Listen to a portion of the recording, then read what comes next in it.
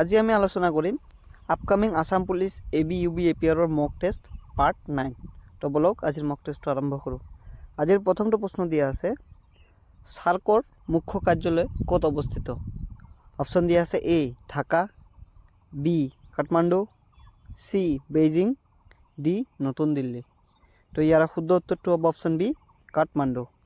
Next প্ৰশ্নটোলৈ আগবাঢ়িছোঁ। Next প্ৰশ্নটো দিয়া আছে, বগীবিল দলংখনে কোন দুখন ঠাইক সংযোগ কৰিছে?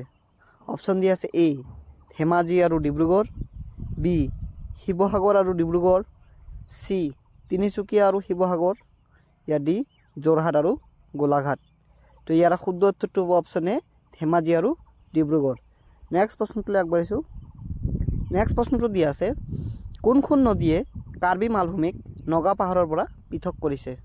অপশ্যন দিয়া আছে এ কপিলী, বি ধনশিৰি, চি মানস, ইয়াৰ ডি বৰাক।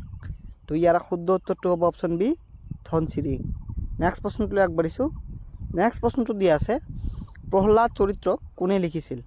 অপশ্যন দিয়া আছে A Hem Saraswati, B Madhav Kandali, C Shankardev, ইয়াৰ ডি অনন্ত কন্দলী। তো ইয়াৰ শুদ্ধ উত্তৰটো হ'ব option A Hem Saraswati. Next প্ৰশ্নটোলৈ আগবাঢ়িছোঁ। নেক্সট প্ৰশ্নটো দিয়া আছে, আইদেউ সন্দিকৈৰ সম্পূৰ্ণ নাম কি?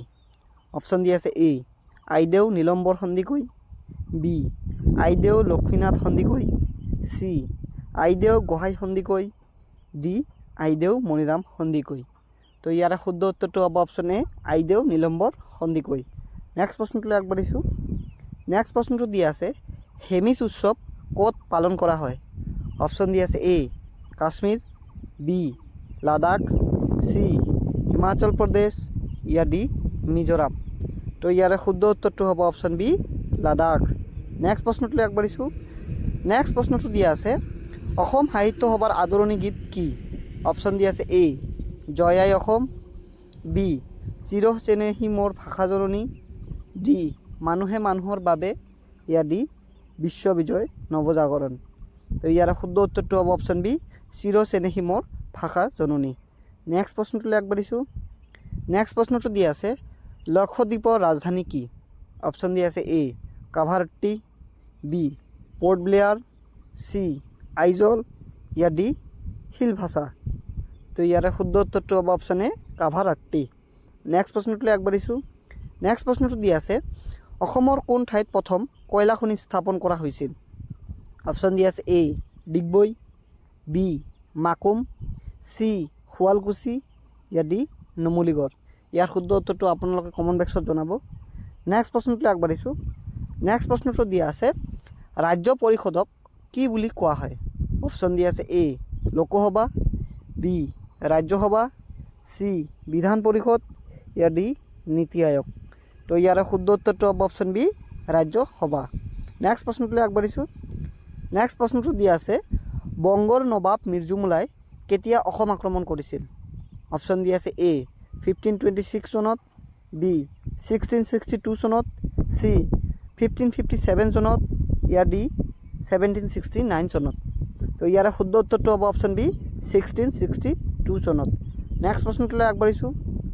নেক্সট প্ৰশ্নটো দিয়া আছে, বৰ্তমান গুৱাহাটী হাইকোৰ্টৰ চিফ জাষ্টিছ কোন? অপশ্যন দিয়া আছে A N K Sanjiv Reddy, B Vijay Bishnoi, C Ranjan Gogoi, ইয়াৰ ডি মানস ৰঞ্জন পাঠক। তো ইয়াৰ শুদ্ধ উত্তৰটো হ'ব option B Vijay Bishnoi. Next প্ৰশ্নটোলৈ আগবাঢ়িছোঁ। নেক্সট প্ৰশ্নটো দিয়া আছে, মৃত সাগৰ কোন দুখন দেশৰ মাজত অৱস্থিত?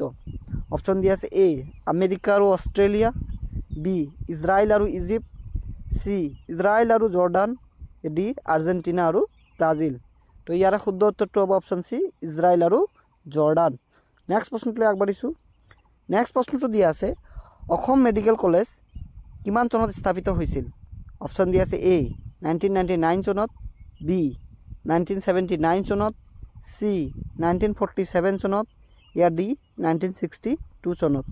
তো ইয়াৰ শুদ্ধ উত্তৰটো হ'ব অপশ্যন চি 1947 চনত। নেক্সট প্ৰশ্নটোলৈ আগবাঢ়িছোঁ। নেক্সট প্ৰশ্নটো দিয়া আছে, সৌৰজগতৰ সেউজীয়া গ্ৰহ কোনটো?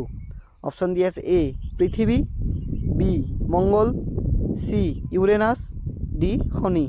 তো ইয়াৰে শুদ্ধ উত্তৰটো হ'ব অপশ্যন চি ইউৰেনাছ। নেক্সট প্ৰশ্নটোলৈ আগবাঢ়িছোঁ।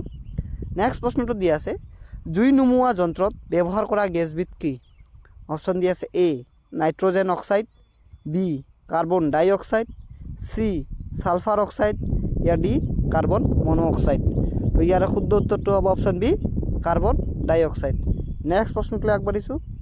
নেক্সট প্ৰশ্নটো দিয়া আছে নোবেল বঁটা লাভ কৰা প্ৰথম মহিলা কোন? অপশ্যন দিয়া আছে A Marie Curie, B Mother Teresa, C Rosalind Franklin, ইয়াৰ ডি জেন গুডল। তো ইয়াৰে শুদ্ধ উত্তৰটো হ'ব option A Marie Curie. Next প্ৰশ্নটোলৈ আগবাঢ়িছোঁ। নেক্সট প্ৰশ্নটো দিয়া আছে বড়োলেণ্ড ইউনিভাৰ্চিটি কেতিয়া স্থাপন কৰা হৈছিল? অপশ্যন দিয়া আছে এ 2006 চনত, বি 2009 চনত, চি 2008 চনত, ইয়াৰ ডি 2010 চনত। তো ইয়াৰে শুদ্ধ উত্তৰটো হ'ব অপশ্যন বি 2009 চনত। নেক্সট প্ৰশ্নটোলৈ আগবাঢ়িছোঁ। নেক্সট প্ৰশ্নটো দিয়া আছে কাজিৰঙা কেতিয়া ৰাষ্ট্ৰীয় উদ্যান হিচাপে স্বীকৃতি পাইছিল? অপশ্যন দিয়া আছে এ 1973 চনত, বি 1975 চনত, চি 1974 চনত, ইয়াৰ ডি 1976 চনত। তো ইয়াৰে শুদ্ধ উত্তৰটো হ'ব অপশ্যন চি 1974 চনত। নেক্সট প্ৰশ্নটোলৈ আগবাঢ়িছোঁ। নেক্সট প্ৰশ্নটো দিয়া আছে বৰ্তমান ভাৰতত কিমানখন উচ্চ ন্যায়ালয় আছে? অপশ্যন দিয়া আছে এ 24খন, বি 25খন, চি 26খন, ইয়াৰ ডি 27খন। তো ইয়াৰে শুদ্ধ উত্তৰটো হ'ব অপশ্যন বি 25খন।